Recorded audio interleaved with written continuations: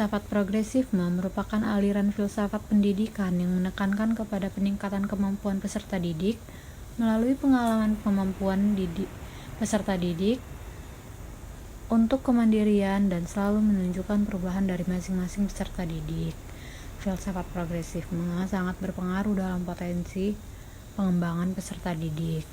Pengembangan di sini yaitu peserta didik mendapatkan pengetahuan tambahan dari potensi yang dia miliki, dapat mengembangkan potensi secara mandiri, dan dapat menjadi progres atau kemajuan untuk diri peserta didik untuk mencapai tujuan pendidikan. Filsafat pendidikan progresifme menuntut untuk selalu melakukan kemajuan, bertindak secara konstruktif, inovatif, dan aktif. Filsafat progresifme juga berpandangan bahwa setiap manusia itu lebih menginginkan perubahan, selalu berkembang, dan lebih baik. Untuk mendapatkan perubahan yang dituju, maka manusia harus memiliki pandangan hidup yang fleksibel, harus memiliki sifat toleran, selalu ingin mengetahui dan menyelidiki, dan punya pikiran yang terbuka. Prinsip-prinsip itu harus ditanamkan pada peserta didik, dapat melakukan perubahan dan perkembangan untuk kemajuan pembelajaran berfokus pada peserta didik. Sejarah perkembangan filsafat progresifme. Awalnya, progresifme merupakan suatu gerakan dan perkumpulan yang didirikan pada tahun 1918 selama 20 tahun di Amerika Serikat. Kaum progresif mengharapkan perubahan yang sangat cepat dibandingkan dengan filsafat Dewey yang lebih menekankan pada perubahan secara evolusi, padahal sebelumnya para guru telah mempelajari dan memahami filsafat Dewey. Setelah Perang Dunia Pertama, banyak guru yang mendukungnya, sebab pendidikan progresif merupakan semacam kendaraan mutakhir untuk digelarkan. Filsafat progresivisme dipengaruhi oleh ide-ide dasar filsafat praktisme, yang dimana telah memberikan konsep dasar dengan asas utama yaitu manusia dalam hidupnya harus tetap bisa bertahan terhadap semua tantangan dan juga harus pragmatis memandang sesuatu dari segi manfaatnya. Aliran progresivisme ini beranggapan bahwa semua kemajuan-kemajuan yang telah dicapai manusia saat ini terjadi karena kemampuan manusia dalam mengembangkan berbagai ilmu pengetahuan. Hal itu dilakukan secara tata logis dan juga sistematis berpikir ilmiah. Oleh karena itu, tugas pendidikan adalah melatih kemampuan subjek didiknya dalam memecahkan berbagai masalah yang mengarah pada pengembangan ilmu pengetahuan yang nantinya berguna bagi banyak orang. Selain itu, pendidikan juga berfungsi sebagai pengembangan sumber daya manusia dalam pengetahuan dan juga keterampilan. Nah, jadi jalan utama untuk meningkatkan kualitas manusia adalah menambah pengetahuannya. Dan aliran ini adalah anti atau kurang menyetujui adanya pendidikan yang bercorak otoriter. Entah itu yang timbul pada zaman dulu maupun zaman sekarang. Karena pendidikan bercorak otoriter ini dapat diperkirakan mempunyai kesulitan untuk mencapai tujuan. Karena mereka kurang menghargai dan memberikan tempat semestinya kepada kemampuan-kemampuan peserta didik dalam proses pendidikan. Atau kan dapat dikatakan kalau progresivisme ini memberikan kebebasan yang cukup bagi peserta didiknya untuk menggali potensinya dan juga mengembangkan ilmu-ilmu pengetahuan yang ada saat ini. Nah, kalau untuk pendidikan dengan sistem otoriter mungkin agak dibatasi dan cukup konvensional sebenarnya. Jadi, maka dari itu progresivisme ini agak tidak suka dengan adanya pembatasan tersebut karena itu akan sangat menghambat tujuan pendidikan.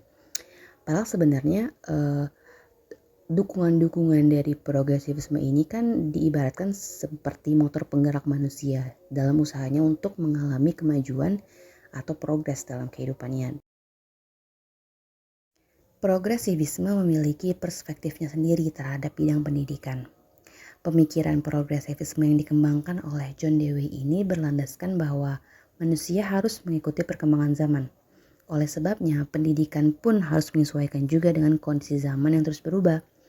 Hal ini sejalan dengan konsep lifelong education atau pendidikan seumur hidup yang menekankan bahwa pendidikan harus menyesuaikan dengan kondisi zaman. Nah, Perubahan kondisi pendidikan seperti ini merupakan upaya agar suatu negara tidak tertinggal dari sistem pendidikan negara lain. Contohnya pada abad ke-21 ini di mana pembentukan karakter menjadi sangat penting dalam bidang pendidikan untuk menyeimbangkan antara kemampuan intelijensi atau kecerdasan dan juga karakter seseorang. Seperti kutipan dari Theodore Roosevelt yang saya kutip, beliau berkata bahwa mendidik seseorang hanya untuk berpikir dengan akal tanpa disertai dengan pendidikan moral berarti membangun suatu ancaman dalam kehidupan bermasyarakat. Jadi pada zaman ini memang karakter pun juga sangat-sangat penting di masyarakat. Lalu progresivisme ini merupakan teori yang awalnya muncul dalam reaksi terhadap pendidikan tradisional yang selalu menekankan kepada metode formal pengajaran seperti guru menjelaskan, murid mendengarkan. Itu kan cukup konvensional sebenarnya. Jadi dari pandangan progresivisme ini, proses pendidikan itu harusnya memiliki dua bidang garapan, yaitu psikologis dan juga sosiologis. Dari segi psikologis, pendidik harus dapat mengetahui potensi dan daya yang ada pada peserta didik untuk dikembangkan. Nah, dengan mengenal hal tersebut, maka pendidik dapat memilih cara yang tepat dan landasan yang akan digunakan. Jika memperhatikan peran pandangan progresivisme ini di beberapa negara maju, maka psikologi yang digunakan itu adalah aliran behaviorisme dan juga pragmatisme. Hal ini sejalan dengan teori bahwa aliran progresivisme disebut juga instrumentalisme, eksperimental, dan juga environmentalisme yang erat kaitannya dengan alat, pengalaman, lingkungan, serta kemajuan dan manfaat dari suatu aktivitas yang dilakukan, termasuk aktivitas pendidikan. Nah, jika dilihat dari segi sosiologis, maka pendidik harus mengetahui kemana potensi dan daya itu harus dibimbing agar potensi yang dimiliki peserta didik dapat dirubah menjadi sesuatu yang berguna bagi ia sendiri. Nah, jadi dapat kita katakan bahwa aliran progresivisme ini berpandangan bahwa belajar adalah suatu proses yang bertumpu pada akal manusia dalam memecahkan berbagai masalah di kehidupannya. Karena peserta didik atau anak murid kita nantinya itu kehidupannya itu bergerak atau berpusat atau dan juga berasal dari pengalaman-pengalaman di lingkungan sekitarnya, entah yang dia rasakan langsung ataupun tidak.